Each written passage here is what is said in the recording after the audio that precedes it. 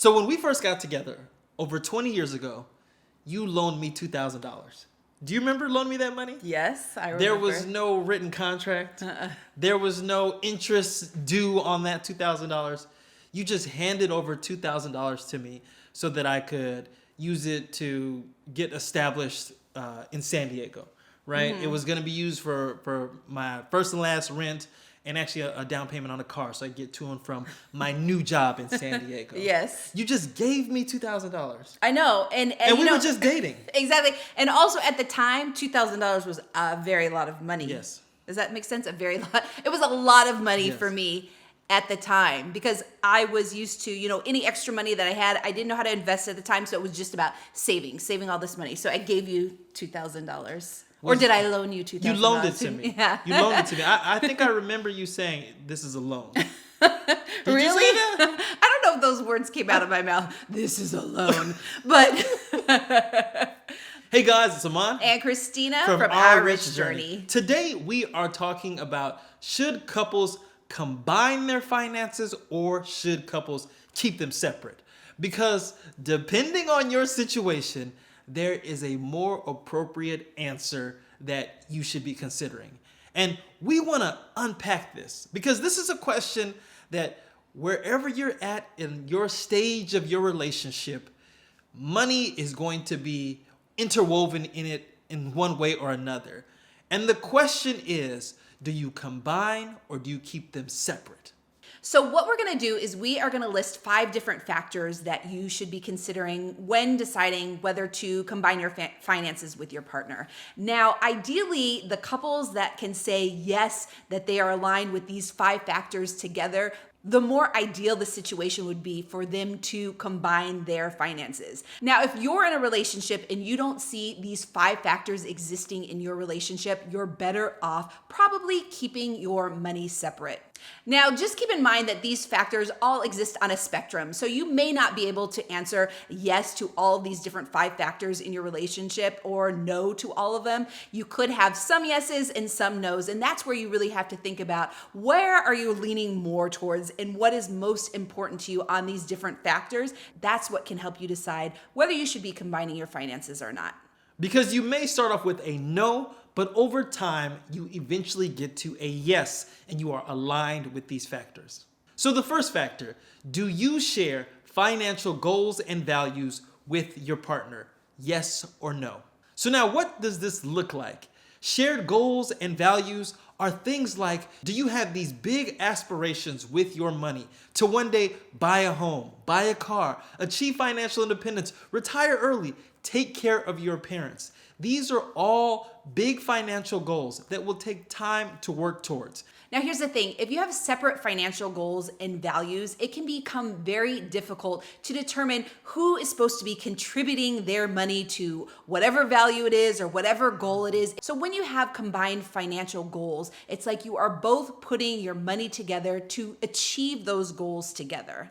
So if you and your partner have conflicting financial priorities, separate finances can actually help avoid tension. And you actually don't always have to maintain separate accounts. You can just maintain separate accounts while you work on aligning your financial goals together over time. The next factor is, do you have a high level of trust and communication? Finances can create a lot of stress among a couple, or it can actually create some sort of financial harmony if you can communicate about money, if you can communicate about where your finances are going, if you have an open communicative relationship with your partner. So you want to be asking yourself, do you regularly communicate with your partner about money?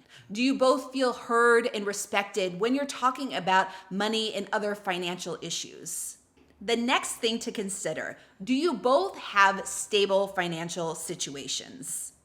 So by this, I mean, do you both have stable incomes? Do you both have minimal debt? This is something that you should definitely be talking to with your partner. A lot of times money is considered so taboo that partners don't go into the weeds of finances. Like, how much debt do you have? How much money do you make each month? These things are so important for partners to understand with the other partner so that you can really determine whether it's best to combine your finances or not.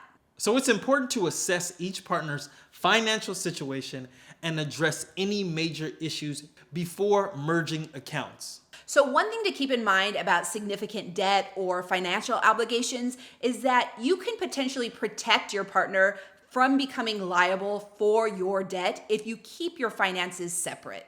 So, in situations where one partner may have significant debt and the other one does not, you may want to keep your finances separate until your debts are managed or reduced, or you can consider creating a plan to tackle the debt together. Now, if you and your partner are interested in having in-depth money conversations and really focusing on growing your wealth together, you should really consider enrolling in our 365 Days to FIRE program. It is a one-year program designed to help you establish your financial independence retire early plan. There's daily tasks in the program that help you work with your partner on establishing your goals, your investment strategies, everything that you need in order to reach FIRE. And we have incredible monthly live Q&As, FIRE workshops, accountability groups, an incredible WhatsApp group, and really exciting in-person meetups in Portugal, in addition to a 2-day conference in Porto where we have expert speakers and panelists. We'll be speaking there as well. If you're interested in the program, make sure you go to 365daystofire.com. We'll also leave a link in the description below. The next key factor is, do you have a desire for teamwork and unity? So when you're creating your budget and your financial plan, are you both working on that together? Or is one of you off in the corner doing something and the other one's off in the corner creating something else? Do you have unity with your plan? So this teamwork is so important. Like any successful team in any sport, the teammates that give you feedback, the teammates that support you, that encourage you, that give you energy, makes the entire team run with success. And this is the exact same situation when it comes to growing your wealth or your financial success, is that your partner is there by your side and you are there for one another, helping and supporting one another on this financial journey. Now, one thing to note about teamwork and unity is sometimes each person in the relationship won't be contributing the same amount monetarily. Now, this is a very touchy situation because how would you feel if your partner had a lot more money than you and was experiencing life with a better quality, had more resources, had more different things, and you were situated right next to them, but didn't get to experience those same things? Imagine you go on a trip, they fly first class, you're back there in economy. How does that make you feel in the relationship? And so it's in relationships like this where the dichotomy of funding is different that you have to consider how this will impact the relationship. Now, if you're focused on teamwork and unity in your relationship, combining finances can actually help in this situation because both partners would agree to contribute 100% of what they're making, allowing both partners to have the same experiences in the relationship. And the final factor to consider are legal considerations.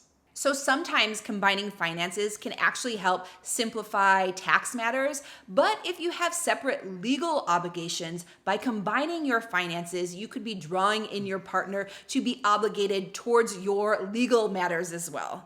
So those are our 5 factors, but there is something that falls over this umbrella of all the 5 factors, which is whether you're in a new or unestablished relationship. So if you're in a newer relationship, keeping separate finances can help you maintain independence and prevent complications in your relationship. Now, if you're in a new relationship and you still want to combine your finances, one thing you can do is you can start with a shared account for joint expenses while also keeping personal accounts for individual spending. Now, even if you're in a longer relationship, sometimes people still want to have that financial independence, and keeping separate finances could help with that. So even in the more tested, longer relationships, you can still use this yours, mine, and ours approach, which really focuses on combining finances for shared expenses while keeping individual accounts for personal use. So those are the 5 factors that we think you really need to assess when you're determining whether it's best to combine your finances with your partner. Again, if you're really looking to dive deep into talking about finances and developing your financial goals and reaching your financial goals with your partner, definitely check out our 365 Days to FIRE program. You can see it in a link down below, or you can also go to 365daystofire.com. And of course, if you like this video, make sure you give us a thumbs up, subscribe to our channel, and join the journey.